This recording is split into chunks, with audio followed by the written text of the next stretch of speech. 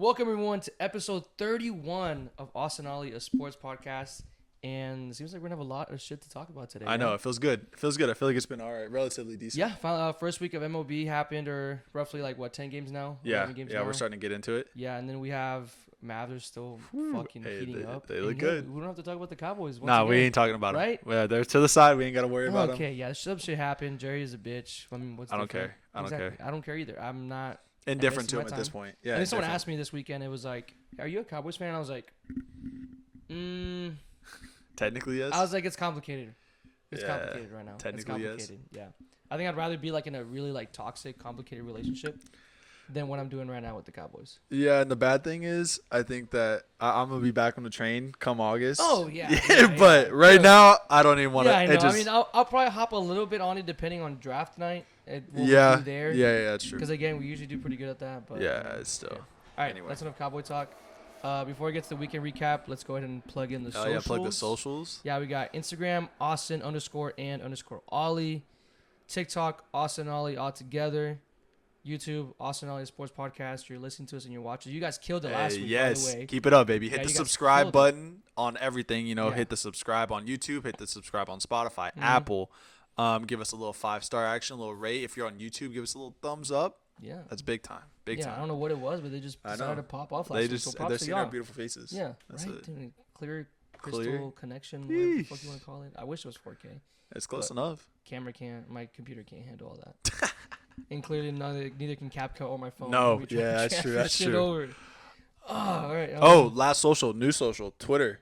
Oh, X. Twitter. X. Twitter, no, I'm calling it Twitter. Yeah, Okay. Twitter, at Austin_and_Ollie. Yeah, I forgot about that. We're trying to get kind of in the comment sections and stuff. So if you see us tweeting about, give us a little conversation. It's fun. I like Twitter. That's probably my preferred method of social media. I don't know about you. I'm definitely on that way more than I'm supposed to. Yeah, I know, for sure. Everything pops up on there. The first news for everything. That's my news source. Baseball news, football news, Rangers news. Yeah. Literally everything is always there. Political news, if you really want to get like that, it's all everywhere, baby. Yeah, basically it is. It's all there. Yeah. What would you get into this weekend? Anything? What did I do this weekend? Nothing crazy. Well, I was at the Mavs game on Thursday. Yeah, I feel like your weekend was action packed. You were doing something every day. It feels like. I started on Thursday. So Thursday went to the Mavs game. Got there a little late. But it was a good game. Yeah. It was close for a little bit. We were down for a minute at the beginning of the game. We were down for a minute against the Hawks, and then it was really sloppy basketball at the very end. Yeah, it was bad. No teams were scoring up. I mean, the Mavs covered. It was the last 4 to 8 minutes. It was just horrible. Bad. Yeah, it was bad. Luka he scored no points in the first quarter. No points in the fourth quarter either. Oh wow. Okay, so that's he went 0 for 11 in those 2 quarters. Wow. Okay. See, that was just a slow day for him, and it's okay. I mean, you could tell his fatigue. He sat out against the Warriors, and we'll get to that. Obviously, needed it. Still toughed it out with this Mavs team. Don't even know what to say with them now. But that was that. Friday, I went out for some margs. Some people couldn't handle the margs. I was totally fine. I don't know what got into me, but I was fine. Everyone had He's a we all big had dog. 2 margs, and everybody was like, "Dude, you're straight." I feel fine. I don't know if that's a good or bad thing. It's probably Would you consider that? It's probably a good thing. I mean, it's probably not a good thing in the grand scheme of things. That's but what I'm saying, right? In the grand scheme of things, it's not a good thing. I was a dog in that night, but realistically, down the line, maybe you're just dude, you gotta You gotta kind of slow it down. Yeah. And then what do we do Saturday? Saturday was WrestleMania. Saturday we were going crazy. I mean, Dude, I'm not gonna lie. I'm pretty sure Austin will get into it more, but if you guys didn't watch WrestleMania, you guys missed out. That shit was electric. I'm not gonna lie. I remember Austin brought it up and was like, "Guys, WrestleMania," and I'll be honest, I was like, You're sleeping. No, I slept on it. I'm not gonna lie. I was snoring. And then came up and I watched every video as a kid, and then all the guys that I used to watch all decided to come up out of nowhere. And I'm glad we did that Saturday night. It sounded like a snooze fest, having Wingstop and beers with the bros and Wingstop. Nah, that was electric. That was great. It was great. Fucking amazing. So you guys missed out. If you're a wrestling fan or not, it was fun. Yeah. And I feel like it got a lot of attention too. Yeah, it did. More than it was big. It was massive. Yeah, it was massive. It was a really big WrestleMania for sure. It was in the ratings wise. They're saying it's probably the highest rated WrestleMania ever, which is crazy. Yeah. So. Yeah, and then Sunday just Sunday League hooped per usual. Okay. Nothing crazy. What was the stat line? 1 goal, 2 assists. Okay, come on now. Okay, come on now. So slight. He's him. Yeah, you could say. 2 more, nothing happened to me. And I didn't hooped on a Sunday. What did I do Sunday? Oh, and then I went to the Ranger game on Sunday. It was probably one of the most boring games to be at. Yeah, it was a bad game. It was a good pitching duel, and we almost got a no-hit again. Yeah. Close. Back-to-back games for the Astros pitcher. And, yeah, that was it. Yeah, it was a lot of sports this weekend. I didn't mind it. I'll do it again. Nah, I'll do it again every week. Yeah. Every weekend. Yeah. Nah, same. Yeah, I didn't really do anything. I think Friday night just kind of hung out, chilled. Mm-hmm. Definitely on Saturday. You got uninvited right from dinner? Is that what happened? Nah, that was Thursday. That was Thursday. Yeah. Yeah, she's probably not even listening to this, which is crazy, but right? Yeah, I know. You can let I can let it loose if I wanted to. Whatever she did this week, you can tell her. Yeah, no. I got uninvited from dinner for my wife, which was crazy, but that's all right. You know, went to Pluckers, watched the Mavs game. You did? Yeah, had a nice beer with Raul. We were hanging out, beers with the bros all weekend. Yeah. Friday, nothing really. Saturday, though, I was low-key kind of pumped for WrestleMania because I'm not an active WWE follower. Was definitely like a big follower as a kid. I definitely follow it through like social media and stuff like that. So I see all the TikToks, I see the tweets, and I kind of like just go that way. So it's WrestleMania, right? It's a big deal. It's like the Super Bowl. I was like, hey, beers, Wingstop, just chill. And we did that, and it was electric. You know, we saw The Rock, we saw R-Truth. You know, it was crazy. R-Truth was crazy. So no, it was fun. It was a good time. Sunday kind of did the same thing. I did some stuff around the house and went shopping, and then was able to get back and catch night 2 a little bit delayed, which was electric too. I wish I would have been doing something more for that. I was watching on my phone in bed, and I was like jumping up and down, and we was like, okay, like go to bed. Like, what are we doing here? But anyway, it was fun. So, with that, you ready to talk a little Mavs ball, a little action? Yeah, I'm excited, dude. Yeah. All right. So just a quick week in review. Mavs are currently 48-30, which is good for the 5 seed in the West. I want to say we're currently 6 games back of the 1 seed. Obviously, that's not happening.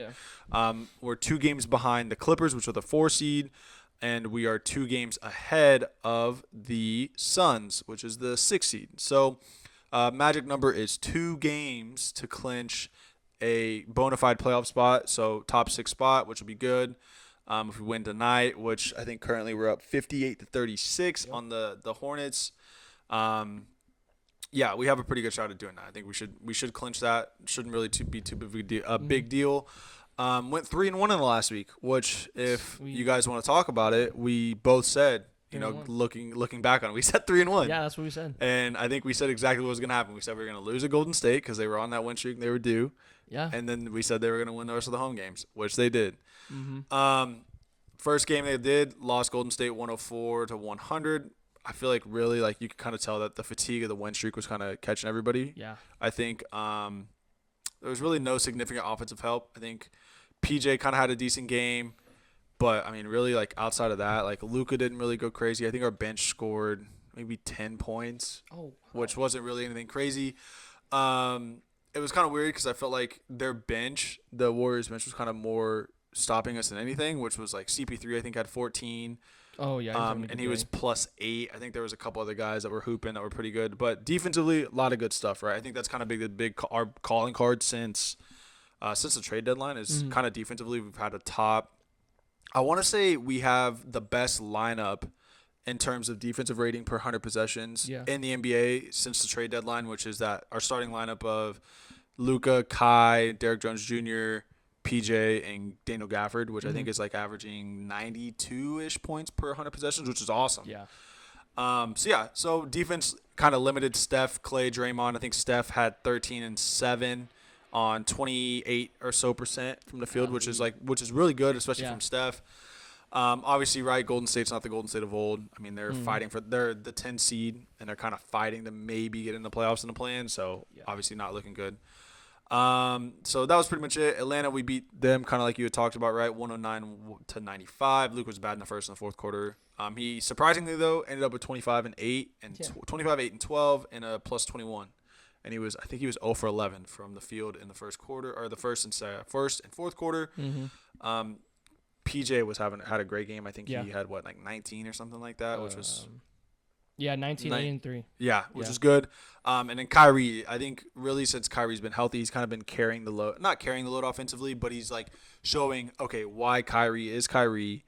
I think this is probably the best stretch of games from Kyrie's standpoint since he was with the Cavs in that championship year in 2016. Yeah, he got Player of the Week for the first time since 8 years, I think. Yeah, it's been 8 years since he's been Player of the Week. Which, hey, you know what he did 8 years ago? He won a championship.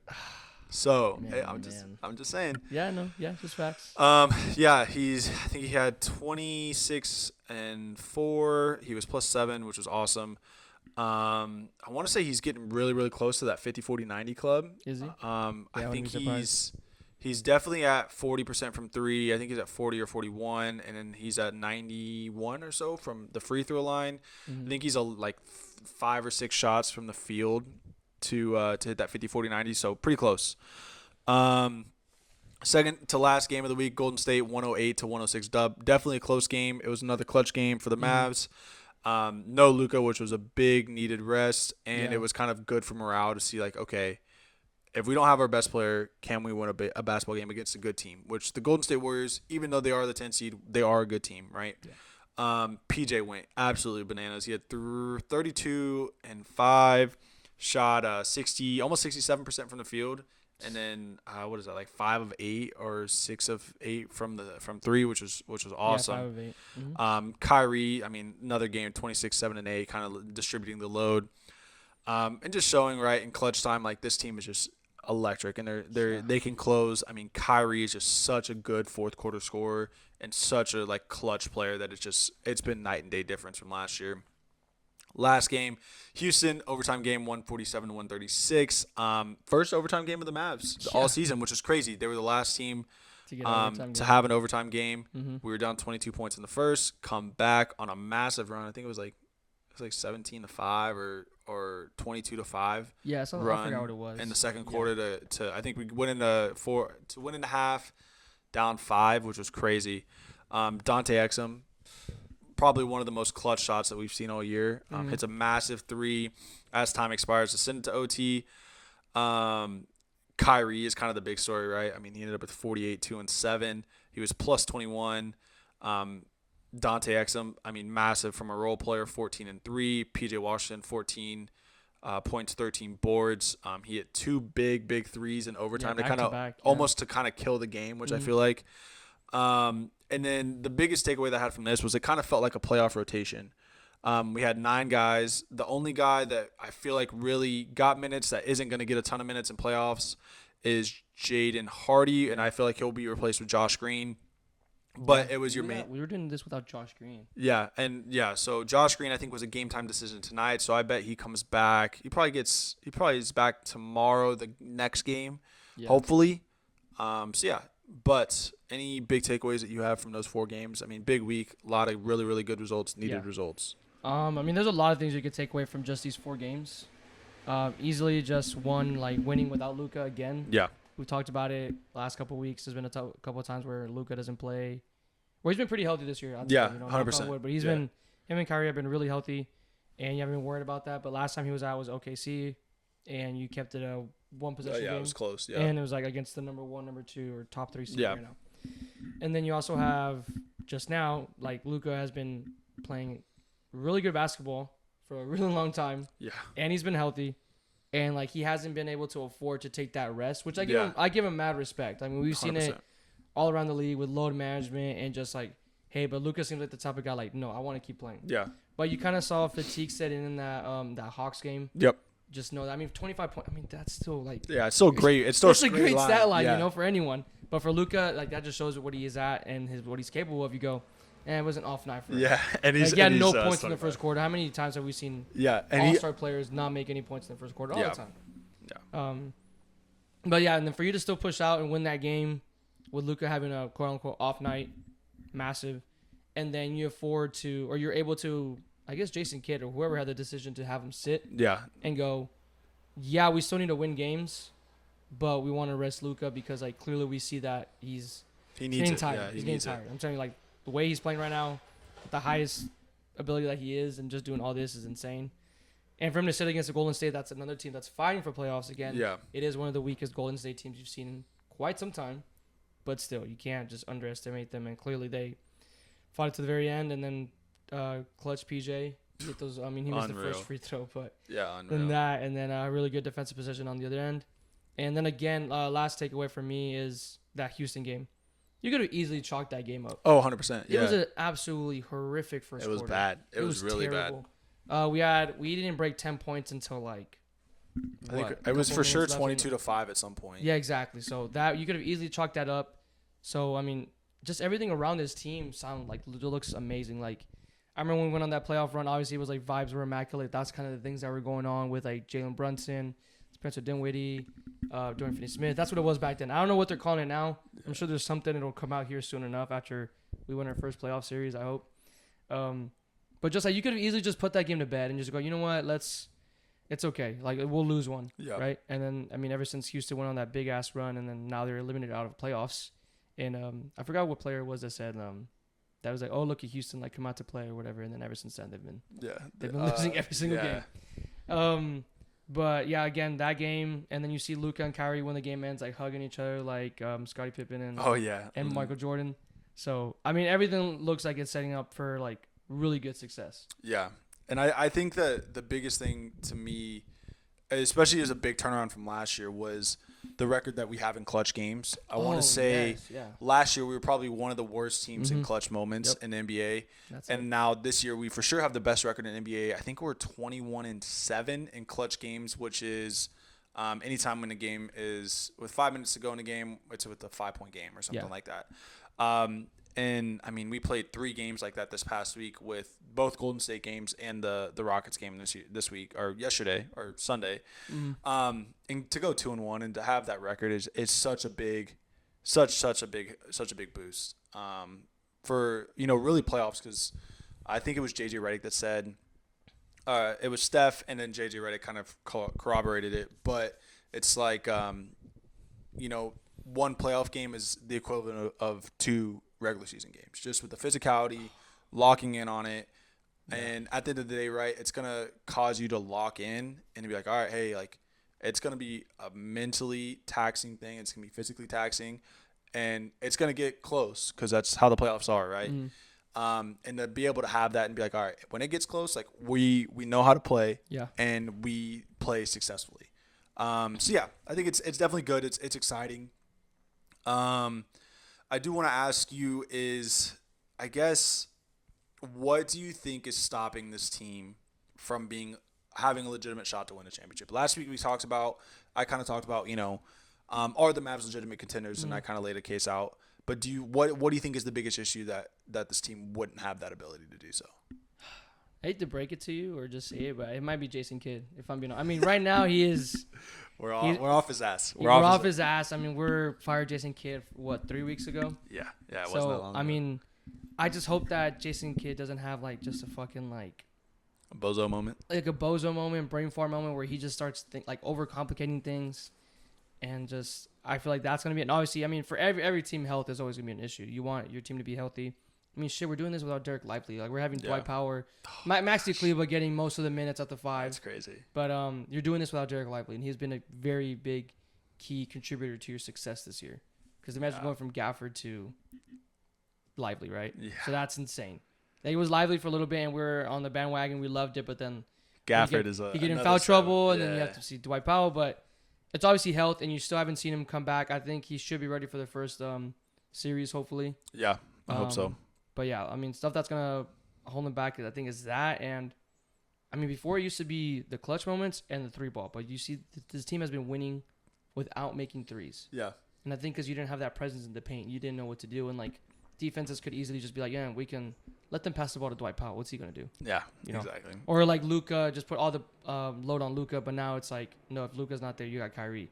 And every now and then, I mean, PJ Washington's heating up. And I think PJ's kind of turning into a legitimate third option, right? Yeah. I mean, we just saw it. I mean, he just dropped 32. He dropped 19 against Atlanta. I mean, he's had 14 twice. I mean, he's averaging – I mean, he's definitely raised his average significantly, right? So I think that he's somebody that, if we need him to be that spark plug on offense, he has the ability to. Yeah. I mean, look at I mean, as much as we shit on him, like Tim Hardaway – like, Tim Hardaway is a guy that can go for 30 any given night. Oh, yeah. You just don't know when it's going to be. You just don't know when it's going to be. Thing, yeah.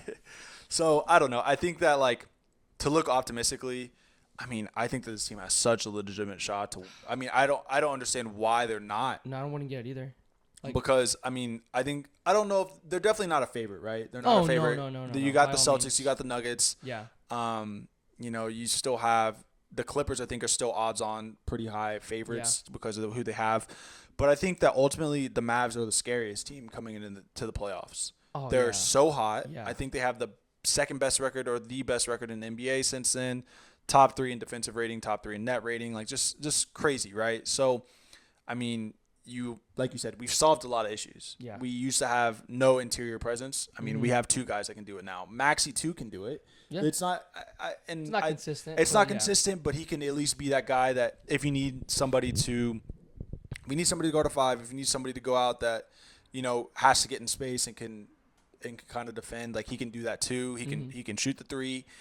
You have guys like Tim Hardaway that can get hot. You have guys like Josh Green that are great defenders. Yeah. PJ's a great defender. Dante Exum, I mean, he's like a third primary ball handler that you have that can play point guard, but can also defend, can also hit a big shot. Derrick Jones Jr. is athletic. I mean, Kyrie's a fourth quarter monster. Oh, dude, he's insane. I mean, and Luka's he's that guy. Yeah. So I don't know, man. I'm getting too excited. I know, what you're saying, why? Why not? Why not? Why not us? Why not us? No, I'm so why not? I can't. I really want to I don't think I've ever been this excited for playoffs just because. I mean, yeah, the year we went far, but it was we weren't expected to. Yeah, it was a Cinderella run. It was you did this. Luka was doing this. Jalen Brunson was playing at the peak of his career. I mean, obviously he's still getting there, but he was doing the best he could back then. But now, you actually have these expectations. I'm probably doing something that I shouldn't be doing. Is getting my.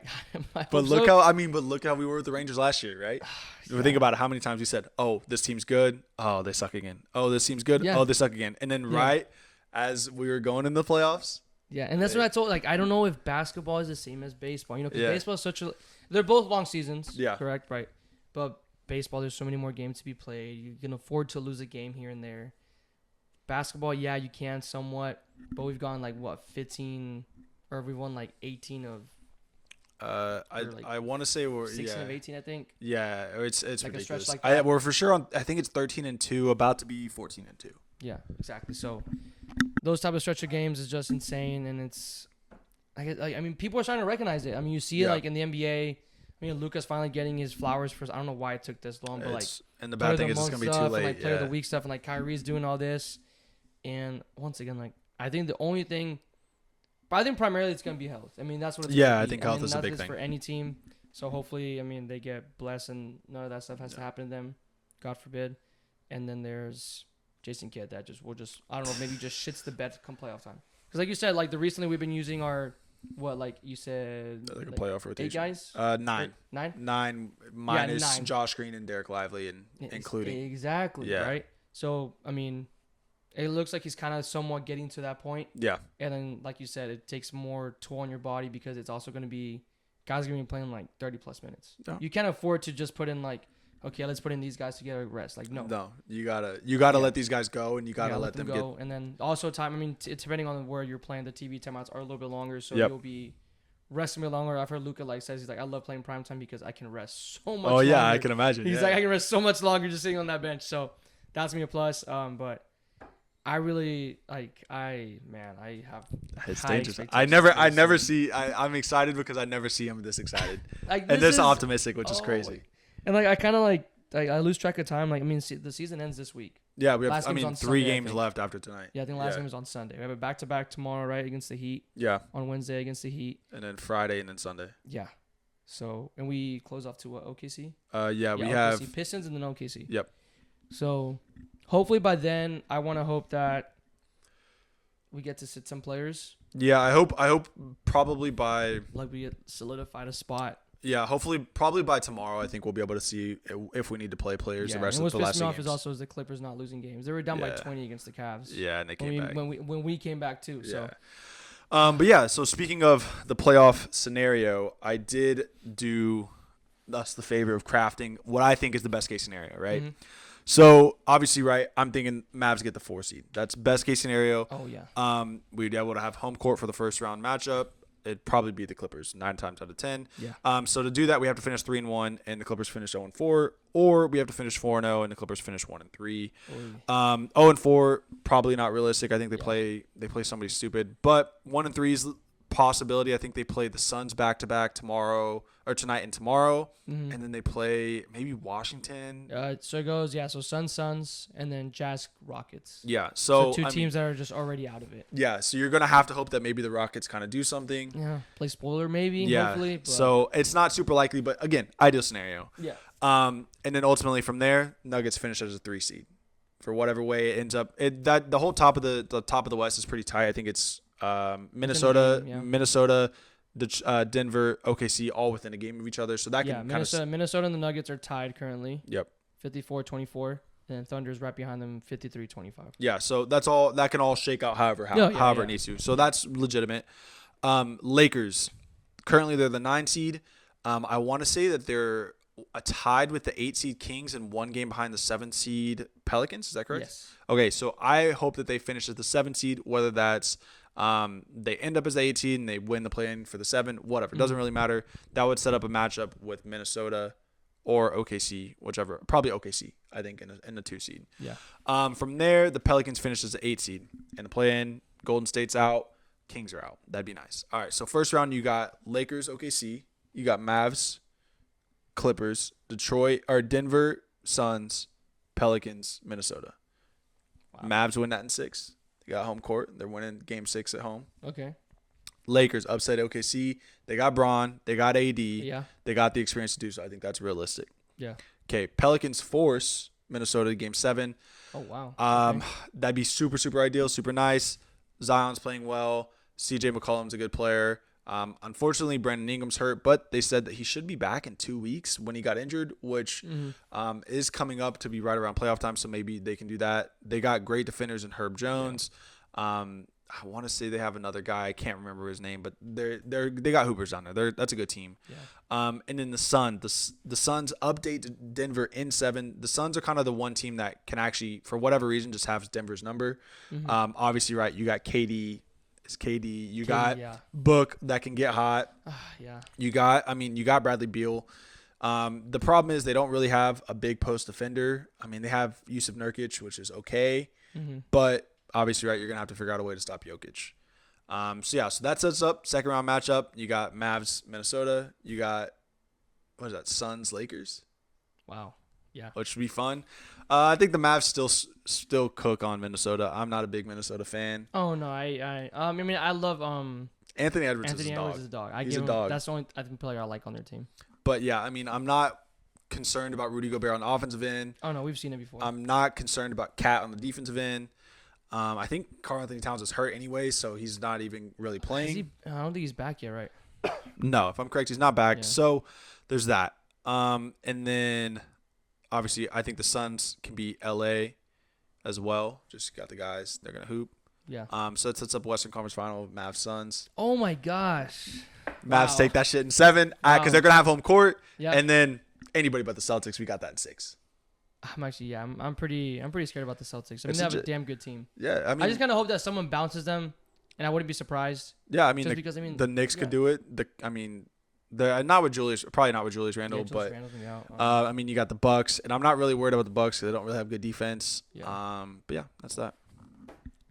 All right, so that's what is that all your basketball talk? That's Mavs talk, baby. That's Mavs talk. Let's go out to in the outfield. I think someone's out there waiting for us. Yeah, come on, let's do it. Hey, come on. What everybody loves to hear and see if you're watching this on YouTube is all in the outfield. Hate to break it to you, Austin. I see him. He's out there in center. Yeah, look, it's Leote. It's Leote, and okay, we got it. So, baseball. I mean, obviously back a lot of stuff. There's been a lot of stuff going around baseball. One, I finally saw the baseball pants rip in action. The one that people have been complaining about. You haven't seen it? Yeah. No, I didn't Someone see it. slid into home and like his whole pants just like ass out, ripped out. You saw his nutsack? No, we did see that in spring training though. Oh God, no! I did see the eclipse. We didn't even talk about the eclipse. I know the eclipse. That was big time. That was cool. You said nuts. The eclipse. If you know, you know. If you've seen the video, I guess you said it. Got Mexico. Oh my gosh. Okay. So there's that. There's a lot of stuff happening. I mean, umpires have been. I mean, they've always been bad. I mean, that's the case for any sport. Refs are refs. Umps are umps. But they've been really bad this year. Especially against the Rangers. Especially against the Ranger. I mean, it's always against the Ranger. I mean, we already got screwed over with Jonah Heim's situation again. Yeah, it's ridiculous. Wyatt Langford has struck out a couple of times when like it's not even his fault. It's literally I mean, it's like 2 foot off the plate. Yeah, like what is he like? He can't expand his zone more than that. Like he just can't. Yeah. So I mean, I just hope his confidence. I mean, his confidence obviously is still there. He's still raking. He's still getting some hits, string lots. Hitting 3-hole tonight too. Exactly. Interesting lineup today. Yeah, by the way. We'll get there. Yeah. Mookie Betts has gotten screwed over too. I saw a video yesterday. It was like same exact pitch, called it a ball. Same exact pitch again, strikeout. Yeah, it doesn't make any sense. But that's that. I just want to briefly talk about how just bad the umps have been. Something that we'll focus on a little bit more right now is that. Oh, okay. Let's see. I just like this tweet, and I'm gonna name all the players that have been hurt. It's a very long list. Josiah Gray, Nick Pivetta, Jonathan Loziga, Framber Valdez, Shane Bieber, Spencer Strider, Yuri Perez, Sandy Alcantara, Jacob deGrom, Tyler Mahle, Jordan Romano, Anthony DeSclafani. That looks good. Luis Garcia, Jose Urquidy, Lucas Giolito, Kyle Bradish, Robbie Ray, Felix Bautista, Shane McClanahan, Shane Baz, Jeffrey Springs, Drew Rasmussen. I don't know. He's from the Rays. Walker Buehler, Dustin May, Tony Gonsolin, Germany Marquez, Anthony Sensatella, and Lance McCullers. All have been hurt. That's crazy. For elbow. And did you have Garrett Cole? Oh, no, not even Garrett Cole. Yeah, Garrett Cole's there too. Yeah, Garrett Cole, yeah. Garrett Cole's there too. But yeah, so that's been a big talk again. Yeah, it's obviously crazy. Over everything. I mean, they talked about it last year with the whole pitch clock thing. They thought that was kind of. I mean, people still kind of think that's a problem, but I don't think they can prove it just yet because people were still getting hurt even when. I mean, yeah, they had an extended run of time. Whenever you want to do, people still got hurt. Yep. So I mean, what people are kind of getting the common sense is that maybe it's the people just emphasizing that you gotta throw heat. You got to throw more power. Yeah, because it's typically, I mean, pretty much everyone on there throws, 95 plus, or majority of them do, right? Yeah. So they're saying that that's so much stress on the UCL and the elbow that it's ultimately causing the deterioration of said elbow. Yeah, in general, like, I mean, hands aren't supposed to be doing that for that. No.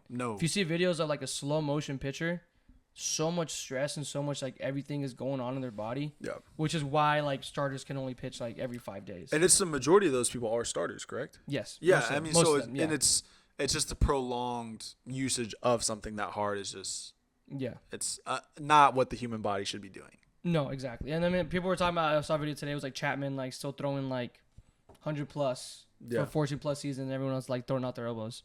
But then obviously it's like he's like throwing you said 12 pitches an inning. 12, 15 pitches, max 20. Yeah.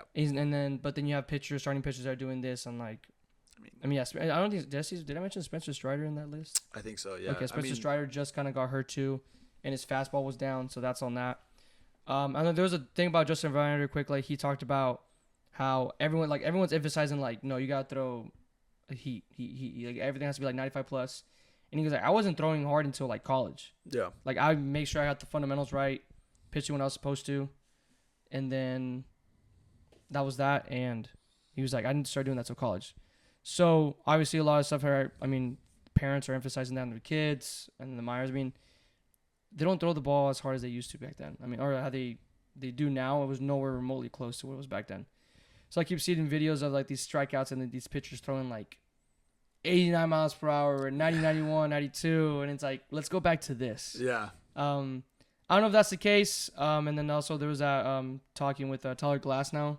You said kind of talk. Basically, Tyler Glasnow was. I think this was back right when he was still with the Rays at the time. Whenever the MLB started cracking down on like sticky stuff and all that, and basically the gist of it was, why is that not considered a reason why people's elbows have been going, which makes sense, right? I mean, you have the sticky stuff. It's kind of causing you to not have to grip as hard.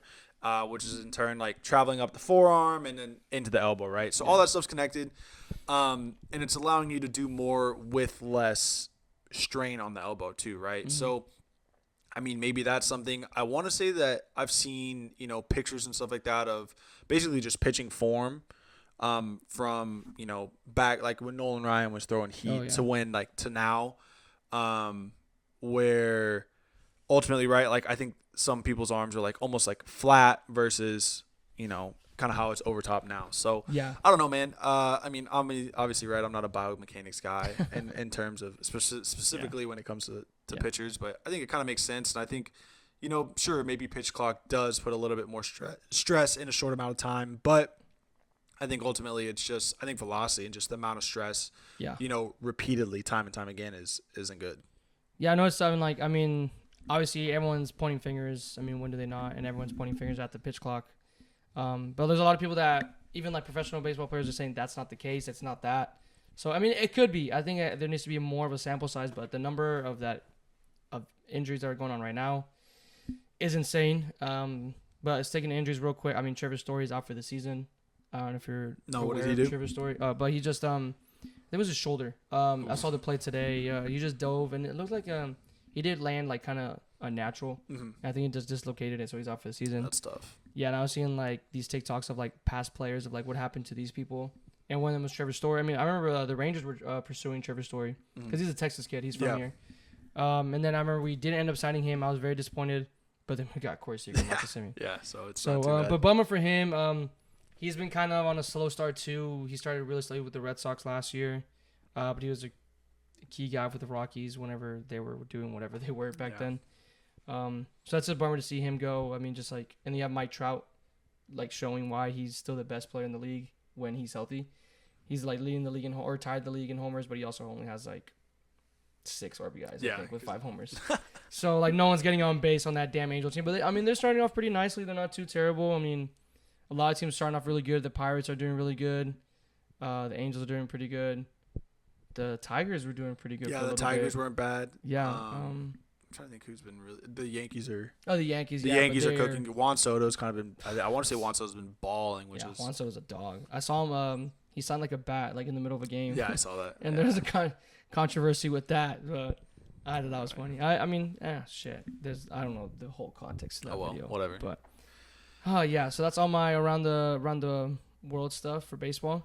We're get to the Rangers. Let's get it, baby. So the Texas Rangers are 6-4. They also almost got no hit. Totally at the game that I was at. Ronel Blanco threw his no hitter. Was it his MLB debut? It was the first start of the season. I think it was 8th start ever, and then. Oh, okay. So is this So and I think he had the record for most innings pitched without giving up a hit to start the season. Yeah, it's crazy. It was what 14. It was 14.1, 14.2 maybe. Yeah. So I was getting really worried because I was like, oh, dude, this guy's due. Like, I mean, they got a scouting report on him. I was like, oh, there's no way he does it 2 games in a row, bro.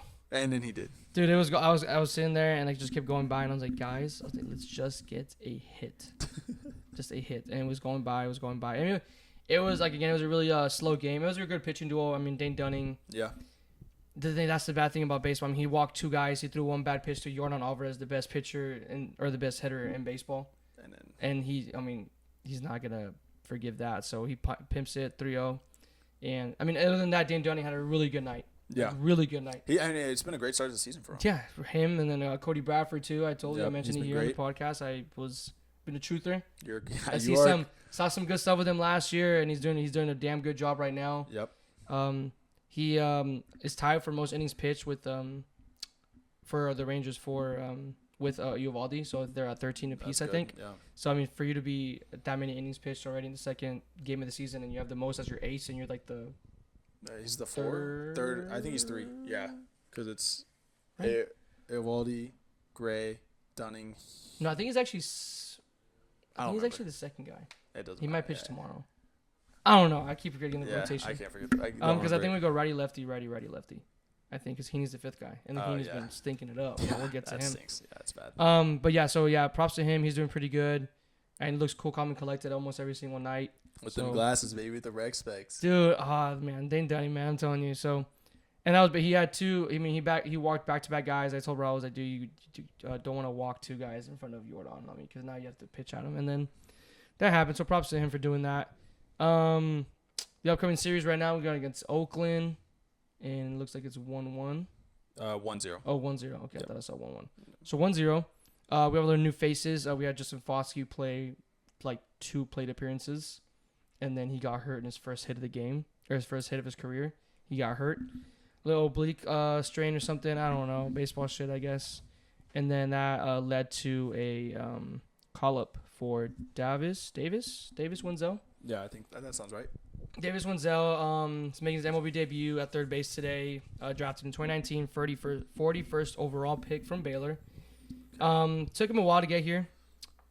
Just didn't seem to pan out, but it looks like he's in a streaky start right now to start off the year. He's hitting 314. He had 30 home runs at AAA last year, which is crazy. Runs, yeah. Big power hitter, and then he already had 3 home runs in his first 9 games this season. So maybe he's the next man up mentality. I mean, pick the Oakland A's. I mean, that's a pretty good time to start. Yeah, right.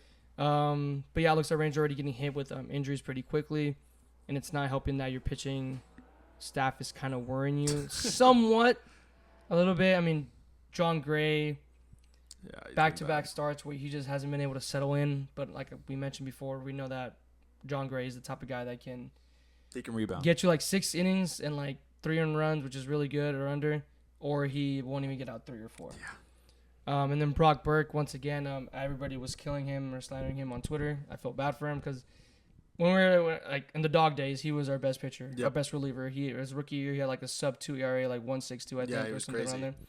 So, and then Bochy comes around, and like you just keep losing faith in him, trusting him, and then clearly we know now why. He was like in the high 4s last year, and then right now in the situations that he's been in, he only had I think 4 pitches yesterday. Yeah. In the game on Monday to close out. He only had 4 pitches, and he got pulled right away, so he's on a very short leash. And then Heaney, too. I mean, but we know Heaney's capable of, like, that's just fucking Heaney. I mean, because he didn't, in the postseason, he kind of transitioned to a bullpen role. Yeah, because, like, I think he's best in the bullpen. He wasn't supposed to start in the He has what? He basically has 3 pitches. So, I mean, once you go through the lineup twice, with him, it's kind of like, okay, you know exactly what you're about to get. And it's either, like he said yesterday, he didn't feel he wasn't comfortable. He wasn't landing his pitches where he wanted to. It's obviously led to walks and hits. And when we gave him enough lead, I mean, he gave up 2 in the first inning, and then we came back and put up 5. And then poor guy. So then that's the bad thing about him. It's either he's on or not, but we knew that about him. But another guy we want to like spotlight is Jose Urena. Yep, stud. Absolutely been dogging it up for the Rangers. He is a starter. He need to be a starter, and he's also like a long reliever. So he started off with the Marlins. He had a pretty good start there at 343 innings. And he had like a 3.9 ERA over 59 starts, which is pretty good. Sweet. But then after that, the next 5 seasons, his ERA was above 5. Yeah. So that's where the downfall happened. He got signed to the Rockies. He did pretty good there. They re-signed him for $3 million, and they said, "Okay, dude, like you did pretty good with us." He gets absolutely shelled, like 20 runs and 18 innings pitched the next year. And then gets released. And then he got signed to the White Sox in the minor leagues. He had 5 starts there, like 26 innings. He had a 4.10 ERA, which is okay. 18% strikeout rate, 7% walk rate, and 50% ground rate. So half the time it's going to be balls on the ground, which is good. But yeah, and then so he's been dogging it up for us. He has 7 1/3 inning pitched. Hasn't given up any runs, only 2 hits, 2 walks, and 7 Ks. As a long reliever. And we knew he was capable of being a starter role. And if he does go in that for Heaney, most likely, put Heaney back in the bullpen. Yep. And that brings you... that gives you 2 lefties in the bullpen. Yeah. And then Lorenzen, I forget, we have Lorenzen too. So that gives him... They were saying that start for Urena is kind of like easing up the return of Lorenzen, so he doesn't have to rush over here so far, like too quick. And he can just take his time in the minors. Then whenever he's ready, then he can come back up. But we know Bochy, he doesn't mess around with this shit. So once he sees one person go down, I mean, I think Brock Burke has probably one more start in him, and if he doesn't click there, then see you later, boss. See you later. And I would hate to see him, because like I said, I think he was pitcher of the year for the Rangers his rookie year. Dang. So Fall from grace. But that's the thing about relievers here in baseball. I mean, that's baseball, baby. That's how it works. Especially for pitchers though, like it's such a mental, it's such a mental thing. And it is, like we talked about it last podcast, how like mentally it is for them. Like one day you can be, okay, I shut the bed. How are you gonna respond? You have to go again, or you're a starter and you get to sit on that for 4 days. Like John Gray again is probably thinking about his start today. Yep. Again. What else do we got? We talked about Foscue. And some guys are getting hot. Somewhat, I guess Carter. Yeah. And he bumped that average up to 172, baby. Yes, sir. Come on. Yeah, it was at 0 last time we recorded this podcast. He's got that 661 OPS, 9 walks, and 3 Ks. So, like, if he keeps doing that, keep that going up. Jonah Heim finally getting a home run tonight. Okay. Which is big time. Just happened. 2-1. There we go. Yeah, Jonah Heim, he's not shooting in too bad. I think he's hitting, like, right now he's probably like at 240 something. Yeah, it's he's not like great. At 235, but it's all right for a catcher. But we have that, and Jared Walsh keeps tearing it up. He just keeps getting on. But they keep showing the stat line. I think he was already good at Globe Life Field when he was with the Angels. Yep. So they just keep showing like the stats of him at Globe Life Field now that he's a Ranger, and it's just like over 300. Yeah, it's over. Yeah, nice. So he's dogging it up right there, and defensively as well. He's been great. Well. Yeah, he's been great. He's been looking pretty well. I've seen him make some diving catches, some good picks. I've also seen him mess up like once or twice, but it happens. And it just kind of makes me think like you technically have like 4 first basemen. Yeah, with Foscue. Ezekiel's capable of playing it. Nathaniel Lowe, and then you have obviously Jared Walsh. I think Josh Smith can play first. Probably like if you wanted to, but like I mean he's taking at like shortstop or shortstop or third base. Yeah. Which leads to like maybe you trade one of your guys. I don't know, Jared Walsh or I mean. Are you gonna trade Zeke again? Are you gonna try and? No, not really. I wasn't even gonna go with that. Because Zeke isn't getting that much like notable playing time. I wonder why. Yeah. Okay. Yeah. I'm just saying. Okay. Okay. But obviously, I mean, Bruce Bochy really likes the splits of the platoon of lefty righties. Yeah. So obviously, whatever the starting pitcher is, like opposite against Houston, like if it's a righty, that whole bottom line was just lefty, lefty, lefty, lefty, lefty, lefty. It's like we're gonna give you hell. Yeah. Well, he did for like half of the games. But I was thinking maybe Nathaniel Lowe gets traded. Like I would hate for him to be traded because that's like one of my guys. It's crazy. Yeah. But I mean, he is a Gold Glove. You could probably get more out of him. And I think if anyone gets dealt this year, I'm not saying it's be him, but it might be. What's his contract situation? Do you know?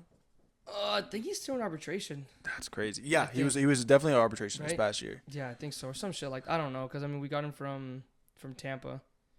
That's so crazy. I mean, think about it. Like he's been in the lineup for the last what?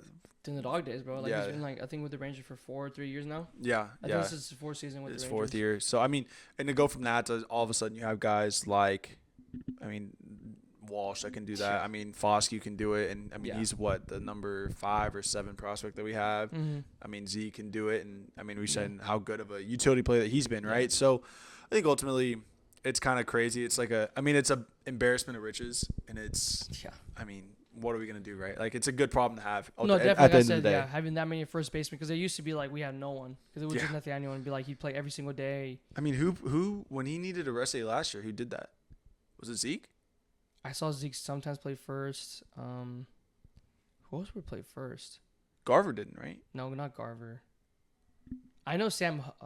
Did Sam Huff play first? No, he was way too big for first. Now you got me thinking. Who else was a first baseman last year?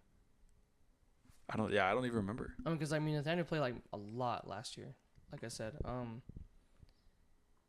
have no idea. I don't know. Yeah, I have no idea. I couldn't remember. I feel like I'm gonna be stupid when I find out who it was gonna be. I don't know. I'll figure it out. You keep talking. If we figure it out, we figure it out. But, but I feel like definitely one of the positions that would be dealt with for getting another like a starter, or just like a bullpen arm would definitely be one of the first basemen. Yeah, that makes sense. Which it could possibly be Foscue to think about. I mean, if he's not going to get the run here, if someone values him. I mean, we basically did that with Cole Reagans, right? Yeah, and if he's probably going to go out there and do something, and you're just going to be pissed. I mean, that's what's going to happen. Cole Reagans. I mean, Martin Perez today pitched like 7 shutout innings, I think, for the Pirates. So. Yeah. What are you going to do, man? What are you going to do? It wasn't Jonathan Ornelas, was it? I don't know. Not consistently. No, Nathaniel Lowe played 161 games. Golly. Okay, no wonder why I couldn't think of who else played first base. Games. Golly, yeah, because we had no one else. I mean, I'm sure someone was capable. Like Ezekiel was capable of doing it. That's crazy. 161 games. Wow, what a dog. Yeah, I would hate to see him go, but I mean, just something to put out there that I don't be surprised if that happens. Yeah.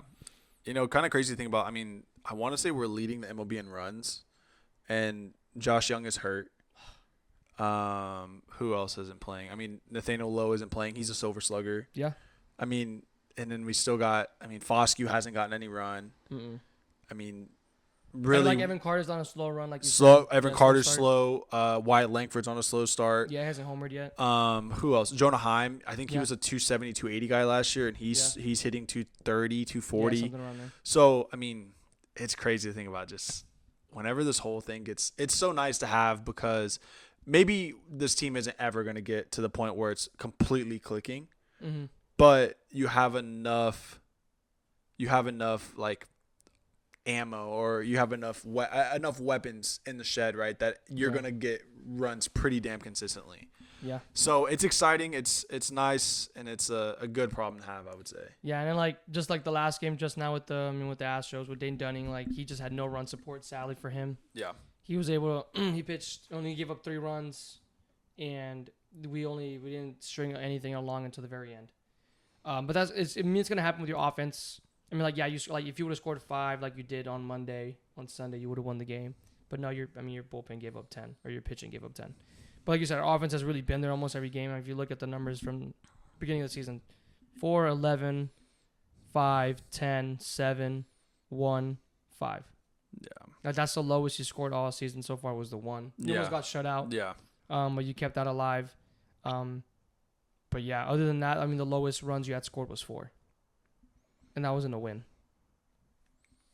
So. Yeah, I like it. So, yeah, I mean, it like I said, bats get cold.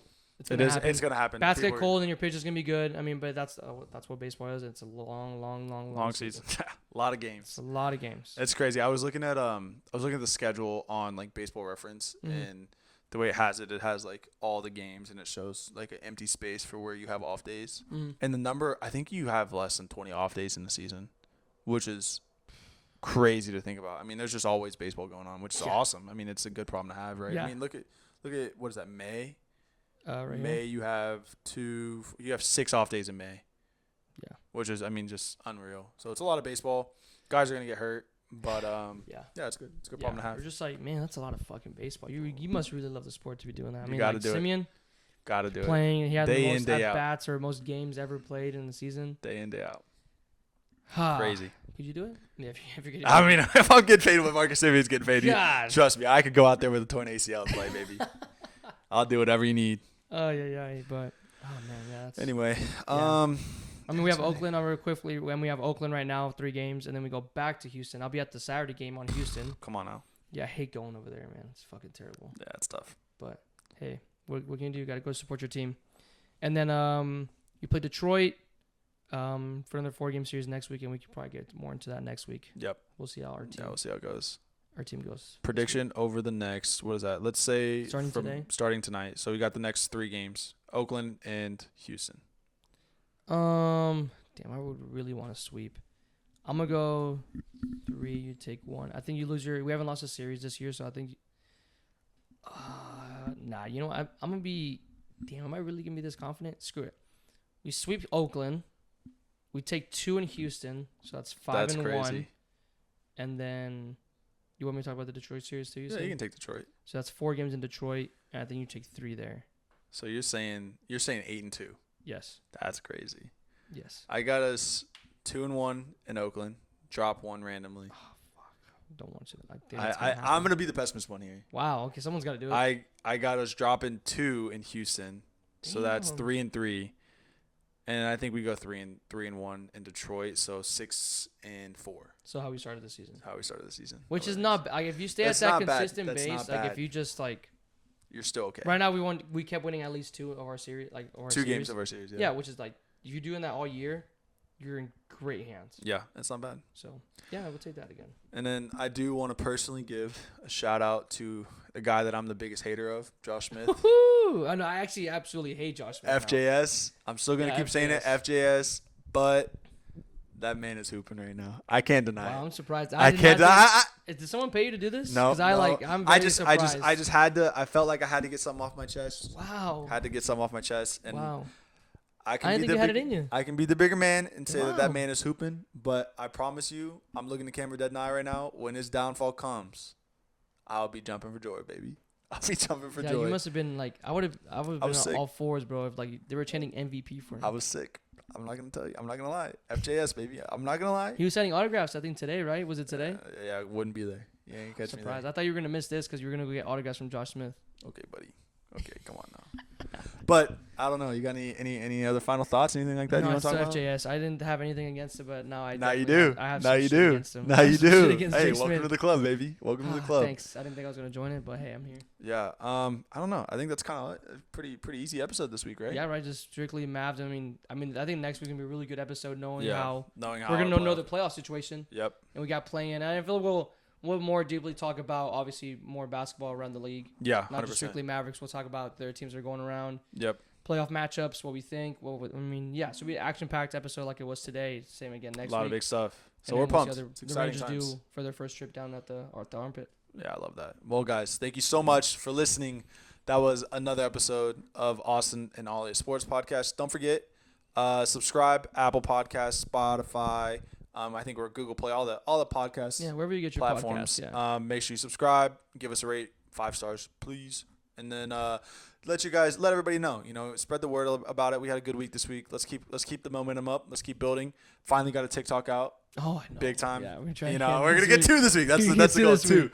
But yeah, make sure you guys follow us on Instagram at Austin_in_Ollie, Twitter at Austin_in_Ollie as well, TikTok at Austin and Ollie. You can follow my personal stuff, all at ATXNAV. All of his stuff is, I think, at Ollie Placencia. Yeah, keep it easy. All that stuff is in our show notes, so please check it out. Yep. But guys, until next week, we'll see you next time. Peace. See you, brother. Tuesday.